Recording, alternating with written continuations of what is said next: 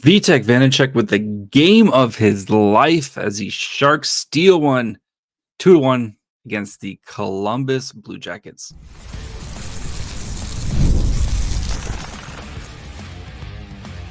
You're Locked On Sharks, your daily podcast on the San Jose Sharks, part of the Locked On Podcast Network, your team every day. Hello, welcome to Locked On Sharks, the premier hockey podcast covering your favorite team in the Bay Area. My name is JD Young, caretaker at the Reef, also the co-host of Western Conference Tuesdays on the Locked On NHL channel. I want to thank you for making Locked On Sharks your first listen. Proudly part of the Locked On Network. We cover your team every day. And if you want to be an everyday, all you have to do is just follow wherever you get podcasts, or you can watch on YouTube as well.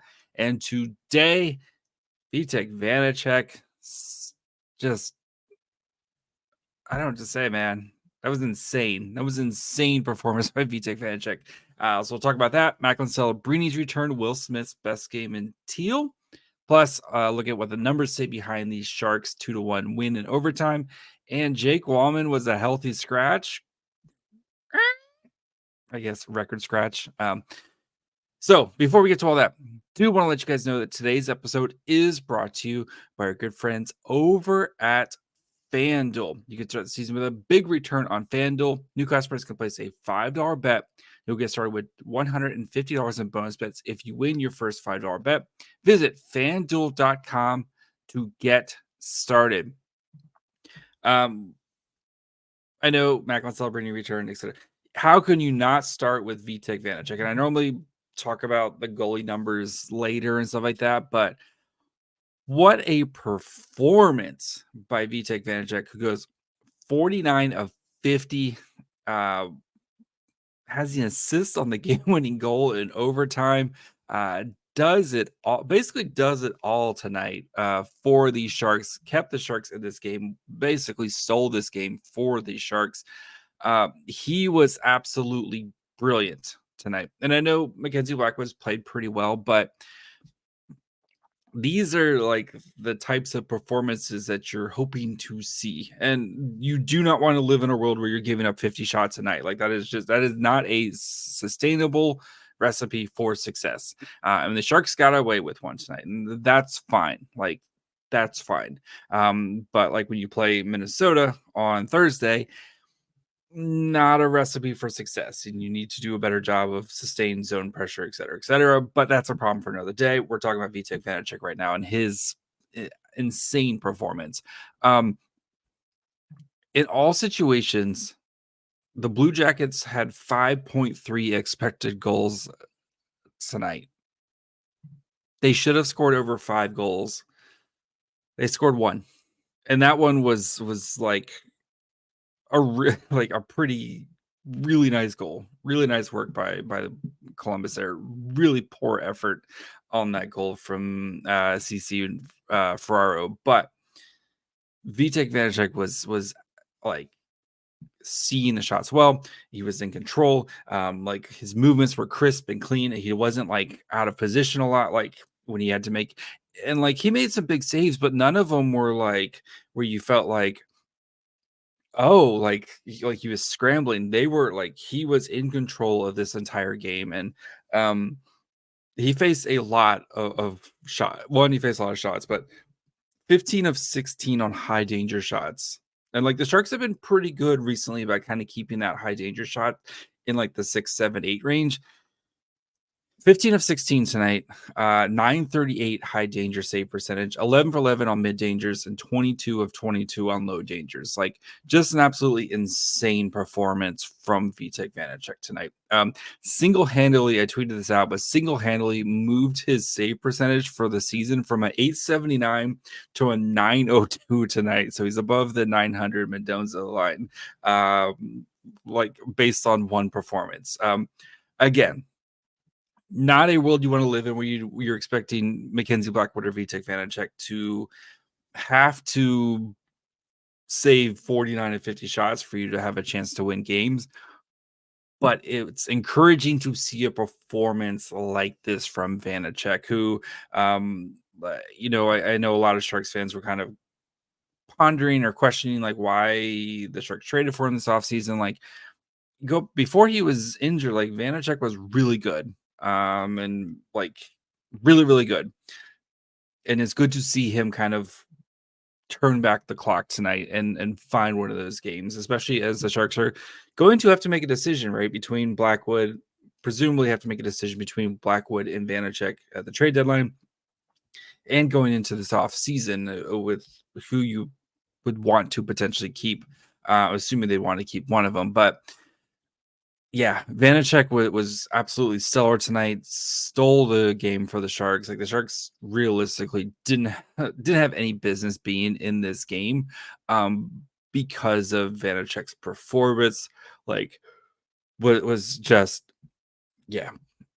good to see. Good to see Vitek Vanecek. Let's try to keep it under 40 shots from here going out. So, of course, the other big news tonight was Macklin Celebrini making his return after missing 12 games. Celebrini, I thought, looked solid. Definitely looked like he hadn't played hockey in nearly a month, which is to be expected for a guy who has not played hockey in nearly a month. You saw the creativity, you saw the opportunities. Everything just felt like a hair off, which again, he hasn't played hockey at full speed in nearly a month, right? And especially for a guy who played rookie tournament, rookie faceoffs, fair amount of preseason games, like he was kind of ready to go when game one started, and you saw he was much crisper. I don't expect this to be a lasting problem. Give him a couple games, and I think you will see a lot of the stuff that Celebrini was trying to do start to connect. And he had an opportunity to win this game in overtime. Just barely missed there. You saw a lot of positive plays. And we'll talk more about Celebrini in his line here in the second segment, kind of as we typically dig into the numbers of this game. But encouraging to see Celebrini back out there. I thought it was interesting that the Granlund to Foley Celebrini line, kind of having those guys together. But yeah, I think Celebrini was good. You know, you'll see production here soon from Celebrini, especially with how he just oozes creativity. And even like throwing him out there to start the overtime says a lot. Made a pretty nice defensive play as well in overtime to kind of get the puck back, especially where it felt like the Sharks were about ready to just kind of not have possession. But I thought Celebrini was good tonight, and Will Smith tonight. Will Smith, he had his best game in teal tonight. Like it's pretty easy, and I know he had the game where he scored 2 goals the other night, but this was his most complete game. And this is where you're seeing Will Smith just get more and more comfortable, used to the surroundings, and he's starting to gain the trust of the coaching staff a little bit more, right? Nothing like super crazy, but in overtime, like a couple of things that really kind of stood out to me tonight was Smith off the puck, kind of like his play off the puck, which is something that's going to continue to be a work in progress. But Smith tonight in overtime, you see the creativity in the zone. He unfortunately gives up the puck, does just enough to keep Fantilli from getting a shot off on Vanecek there, and gets the puck back, and again, gets the puck going back the other way to push to get the offense continuing to go. And that pass to Jack Thompson, like just beautiful. And you see that like at least once a game where he just has one of these like where he just sees the ice differently from other guys. And once he starts to play with more skilled players, you will see these start to connect more and more. But I thought Smith played his best game of the season so far. And again, we've talked about it's going to be a slow development process, and you need to be patient with Will Smith. But I think you're starting to see like things are starting to slow down for him. Things are kind of coming together. So great win for the Sharks tonight. Again, I mean, they've won 4 out of 5. They're not the last team. in the NHL and right now. Like this, just say it. Nashville and Philly have less points than the Sharks right now, and they're tied with Montreal and Anaheim. And there's a bunch of teams that, again, this isn't a playoff team, but we just want this to be a more competitive team this season, and you're starting to see that. And that's all you can ask for right now. So we'll dig into the numbers of this game, talk about Jake Walman being a healthy scratch, and what I would do with the defensive pairs when Walman gets back in. So we'll get to that here in just 1 second. PrizePicks is the best place to get real money sports action with over 10 million members and billions of dollars in award winnings. PrizePicks has made daily fantasy sports accessible to all. You just pick more or less on at least 2 players for a shot to win up to 100 times your cash. Run your game all season long on PrizePicks. You can now win up to 100 times your money on PrizePicks with as little as 4 correct picks. PrizePicks is the best place to get real money sports action. Again, over 10 million users sign up today. And if you do sign up, you get a $50 instantly when you play your first $5 lineup. You don't need to win to receive the $50 bonus. It's guaranteed. So with PrizePicks, you can win money as your favorite players collect points. I really think William Eklund, give me a William Eklund goal against the Wild. I think William Eklund is about ready to pop. So if he has more than 0.5 goals in him, which I think he does, you pick more, and then PrizePicks entry and turn your predictions into cash. So download the app today. Use code LOCKEDONNHL to get $50 instantly after you play your first $5 lineup. Again, download the app. Use the code LOCKEDONNHL to get $50 instantly after you play your first $5 lineup. PrizePicks. Run your game. And of course, I want to thank you guys for making Locked On Sharks your first listen. For your second listen, when you're done checking out this episode, go check out one of the other great episodes here at the Locked On, like Locked On Fantasy Hockey. If your fantasy hockey team needs some love and some support, you need to find out who to pick up on the waiver wires, Jake Walman, who to drop. All that fun stuff, they've got you covered over there. Or check out one of the other shows here in the Bay Area. You got Locked On Niners, Locked On Warriors, Locked On A's, Locked On Giants. Plenty of great stuff going on there. So yeah, make sure you guys are following wherever you get podcasts. And of course, you can watch on YouTube as well. All right, let's dig into the numbers of this game. And they are woof, to be honest. Again, when you give up 50 shots, it's not going to be pretty. But no, they're bad. Okay. So we had 43 minutes of 5v5 time. Each team, so we had 7 total penalties in this game. Each team had multiple power plays. Nobody did anything with their power plays in this game. So, but 43-32, 65 to 40 shot attempts in favor of the Blue Jackets. Of course, actual shots on goal at 5-on-5 was 38 to 22. Scoring chances for 34 to 13, and then 17 to 6 high danger chances. So again, the Blue Jackets yes, they were getting quantity and they were also getting quality too. So yeah.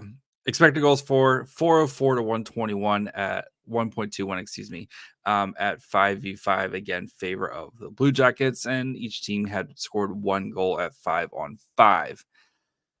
As for the Sharks forward lines, so leading time on ice was interestingly, and again, when you have so much special teams time, right, between 4 Sharks power plays, you got a 4-and-4, and then 3 Sharks penalty kills, it's going to be a little skewed.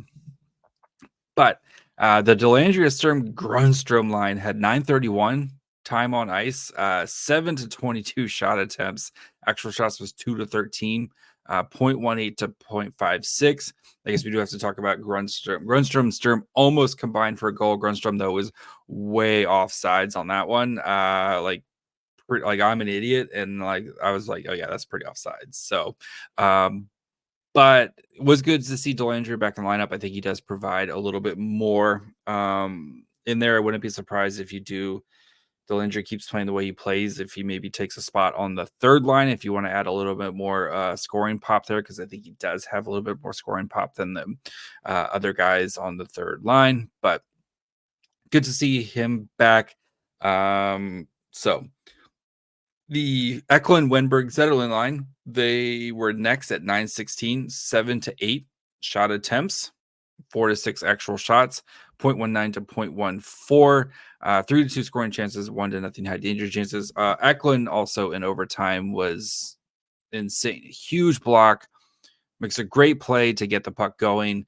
Like Eklund was insane in overtime, just like worthy of, like he would have been very worthy of scoring that goal. That's why I think Eklund is about ready to pop here with goals. Like he's overdue. So yeah, very much overdue for William Eklund to you're gonna start to see some production from him. Granlund, Celebrini, Toffoli played 755, 10-10 shot attempts, 7-6 actual shots on goal, 0.37 to 0.48 expected goals for, 2-4 scoring chances, 2-2 high danger chances for that line. And again, like this line, I'm giving with Celebrini giving it a couple games, right? Because he hasn't played with these guys since, yeah, it's been a month. So, and even then, it was supposed to be the 70s line with Eklund, Toffoli, and Celebrini. Want to give it a couple games to see how these guys kind of come together. But I think that's an encouraging performance, especially for, again, when you get outshot so heavily. This line kind of, they did what they needed to do, and I think you'll start to see them click here a little bit more. So the Cunnin, Will Smith, Barclay Goodrow line played 7-19, 9-13 shot attempts, 4-6 actual shots. Did give up a goal, 0.13 to 1.2 expected goals for this line, 1-8 scoring chances, 1-8 high danger chances. So,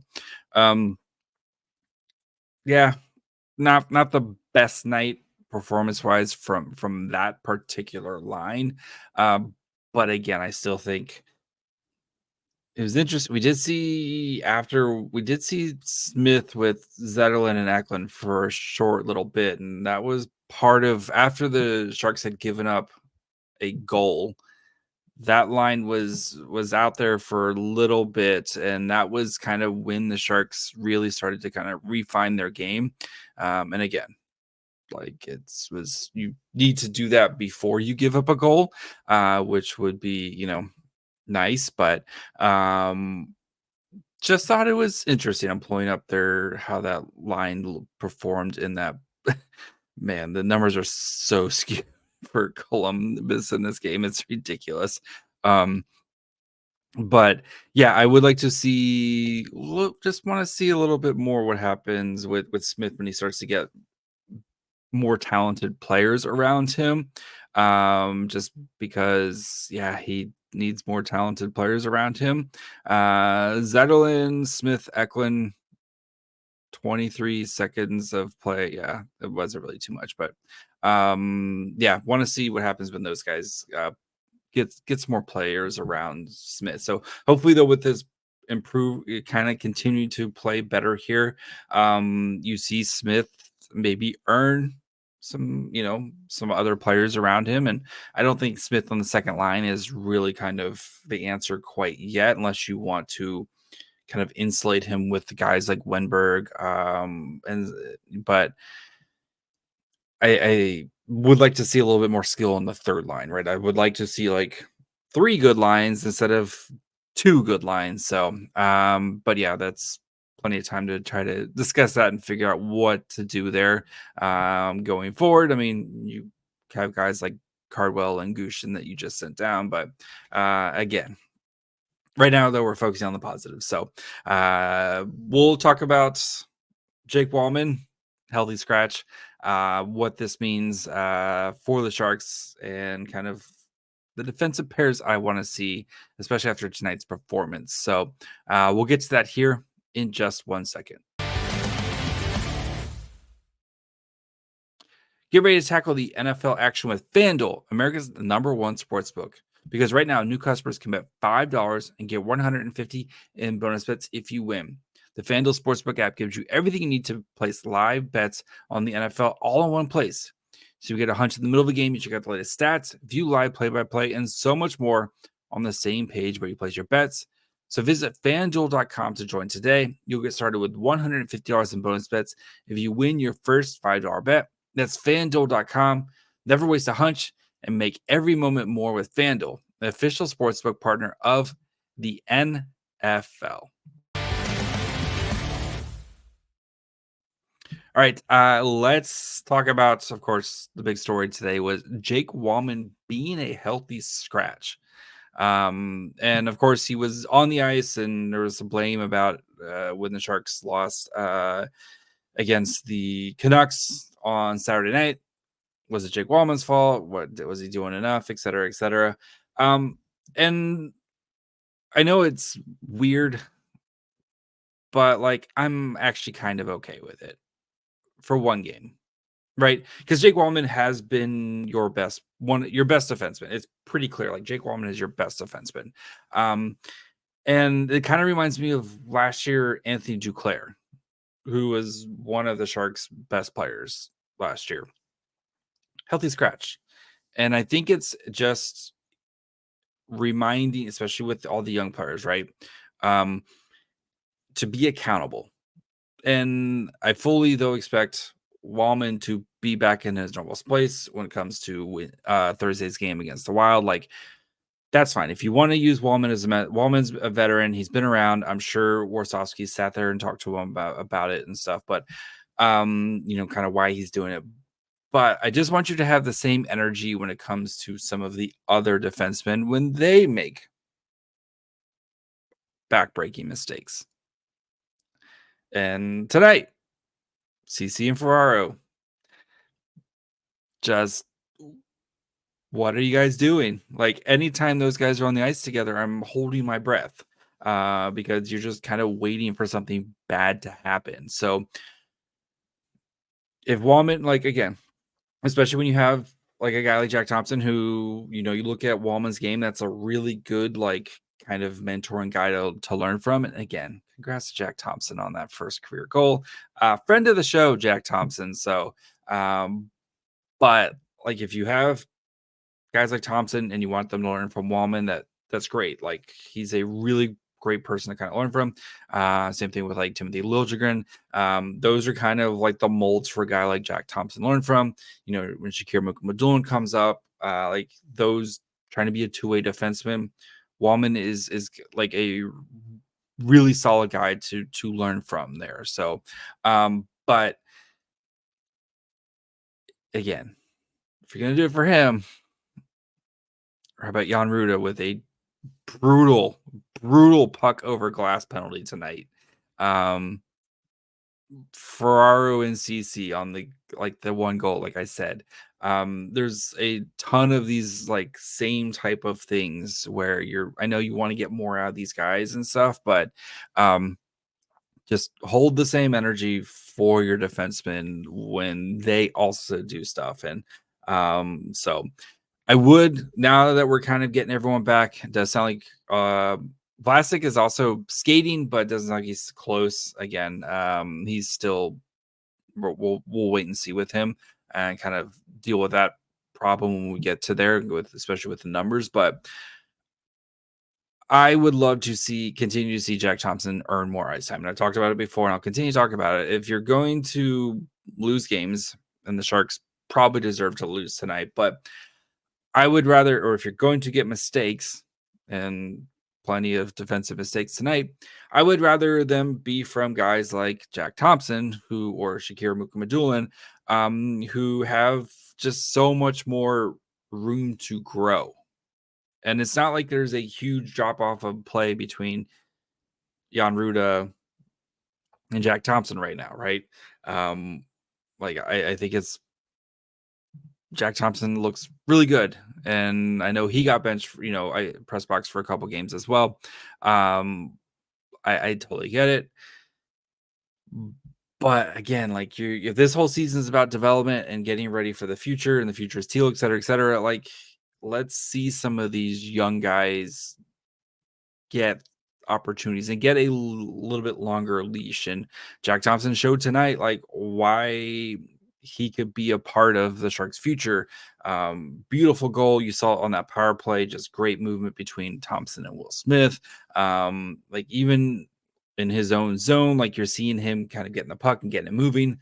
Which is what the Sharks need more of, as we talked about yesterday, just especially with how much issues the Sharks have as soon as they give up a goal. Good to see the Sharks have a little bit of a good response after giving up a goal tonight. But would love to see those guys kind of earning some ice time. So what I would like to see, if Ryan Warsofsky asks me, not that he's going to ask me, but Walman Cece, it's fine. Walman does, both those guys know their roles, right? Ferraro, Liljegren, please put those two guys together, because again, Ferraro can kind of do what he does, right? And I think Liljegren can be that puck transporting defenseman. I think he's starting to kind of get acclimated, as the power play still really choppy with him out there, and that's to be expected, as they haven't, they've gotten maybe a couple of practices with him there, and especially now with Celebrini, it's just a lot of new pieces. So I'm trying to give that a little bit of time. I think power play 2 looked way better tonight, but that would be expected, as most of those guys have kind of been here. So gonna give that some time, and then Thron Thompson. Like, let those young guys play. And I think, like I said, Thompson's been really good on the power play. The Sharks power play just looks cleaner when he's there, and would make sense. He's been here the whole off season, been part of the program, et cetera, et cetera. So, and Jan Ruda can hang out. So that would be what I would do right now. And then when Shakir Mukhamadullin comes up, you can figure out what you want to do with that. I still think Mukhamadullin, I think they're going to want to kind of let him get his feet under him in the AHL, especially for a guy who, didn't play any preseason games, has missed, basically the kind of the first 3 weeks of the season. Like, let him kind of get up to speed here. Wouldn't be surprised if we're looking maybe after Thanksgiving, with him maybe making his season debut with the Sharks. So that's just kind of my guess, my guesstimate on when I think Mukhamadulin's going to be up. But so hopefully. So that's going to be it for me today. We'll be back tomorrow. So make sure you guys are following wherever you get podcasts. And of course, you can watch on YouTube as well. Follow the show on Twitter, Facebook, and Instagram at Locked On Sharks. Follow me on Twitter at MyFryhole. Till tomorrow. Bye, friends.